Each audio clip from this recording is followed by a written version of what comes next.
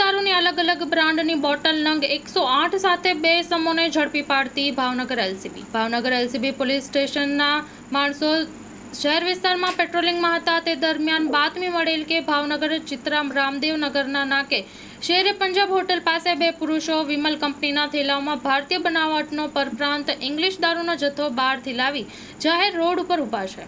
જે બાતમીવાળી જગ્યાએ રેડ કરતા અલગ અલગ બ્રાન્ડના ભારતીય બનાવટના ઇંગ્લિશ દારૂની 108 બોટલો કિંમત ₹32,400 સાથે હાજર મળી આવેલ હતા। તેઓ બંને વિરુદ્ધ ભાવનગર શહેર બોર તળાવ પોલીસ સ્ટેશનમાં પ્રોહિબિશનની અલગ અલગ કલમો હેઠળ ગુનો દાખલ કરી આગળની કાર્યવાહી હાથ ધરવામાં આવેલ છે। Story report by Anil Gohil, Bhavnagar.